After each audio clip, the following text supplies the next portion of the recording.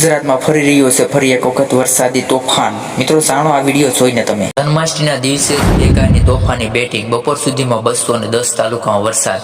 11 તાલુકામાં 4 ઇંચ કરતાં પણ વધુ વરસાદ નોંધાયો છે। હવામાન વિભાગની આગાહી મુજબ છેલ્લા 24 કલાકમાં 244 તાલુકામાં વરસાદ નોંધાયો હતો, જેમાં સૌથી વધારે વરસાદની વાત કરીએ તો નવસારીમાં ખેરગામમાં 15 ઇંચ વરસાદ નોંધાયો હતો।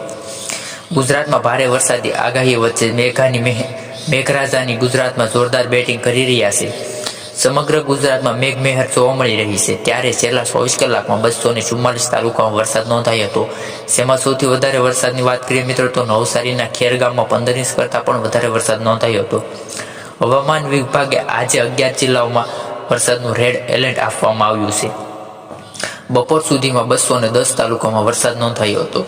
આજે જન્માષ્ટમીના દિવસે મેઘરાજાની મહેર સમગ્ર ગુજરાતમાં વરસાદની સર્વોપરી છે। આજે 26 ઓગસ્ટ 2024ના સોમવારના દિવસે સવારે 6 વાગ્યાથી બપોરના 12 વાગ્યા સુધીમાં 210 તાલુકામાં વરસાદ નોંધાયો હતો, જેમાં સૌથી વધુ વરસાદની વાત કરીએ મિત્રો તો 11 તાલુકામાં એવા છે કે જ્યાં 4 ઇંચ કરતાં પણ વધારે વરસાદ નોંધાયો છે, જેમાં સૌથી વધારે વરસાદ મિત્રો પંચમહાલમાં 6 ઇંચ વરસાદ નોંધાયો છે।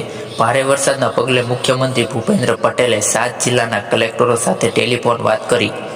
મુખ્યમંત્રી ભૂપેન્દ્ર પટેલે રવિવારે રાત્રે રાજ્યના 7 તાલુકાના કલેક્ટરો સાથે ટેલિફોન વાતચીત કરી હતી, જેમાં જિલ્લાની વરસાદી પરિસ્થિતિની વિગતો મેળવી હતી। મુખ્યમંત્રીએ સૌરાષ્ટ્ર વિસ્તારમાં મોરબી, કચ્છ, રાજકોટ, સુરેન્દ્રનગર, ભાવનગર તેમજ દક્ષિણ ગુજરાતમાં પણ મિત્રો ભરૂચ અને ડાંગના કલેક્ટરોનો સંપર્ક સાધીને તેમને વરસાદી પરિસ્થિતિ પર સતત નજર રાખીને લોકોની સલામતી, પશુધન રક્ષણ વ્યવસ્થાને તેમજ આપદા પ્રબંધ માટે સતર્ક રહેવા સૂચના આપી છે। મુખ્યમંત્રી ભૂપેન્દ્ર પટેલે ભારતીય હવામાન વિભાગે આપેલી આગાહીના સમયમાં રાજ્યમાં ભારે વરસાદની કરેલી આગાહી સંદર્ભમાં સજ્જ રહેવા પણ જિલ્લાના કલેક્ટરોને તાકીદ આપી હતી।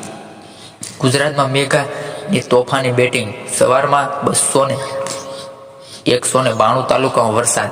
સૌથી વધારે વરસાદ મિત્રો પંચમહાલમાં આહવામાં 5 ઇંચ કરતાં પણ વધારે વરસાદ ખાબક્યો। જન્માષ્ટમીના દિવસે જ મેઘરાજાએ સમગ્ર ગુજરાતમાં મહેર સર્વોપરી છે।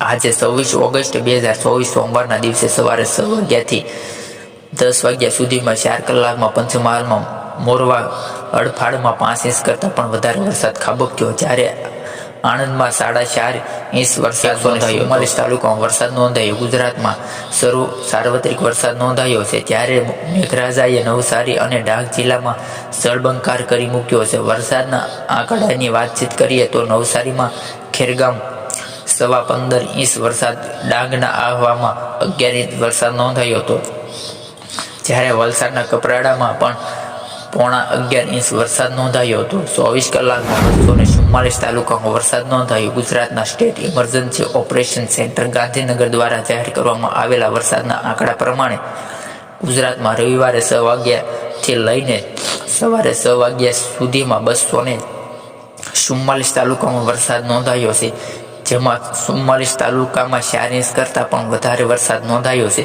સૌથી વધારે વરસાદ મિત્રો નવસારીના ખેરગામમાં 15 ઇંચ વરસાદ નોંધાયો છે। 12 તાલુકામાં 8 ઇંચથી 15 ઇંચ વરસાદ નોંધાયો। આજે 11 જિલ્લામાં એવા વરસાદનું રેડ એલર્ટ આપવામાં આવ્યું છે।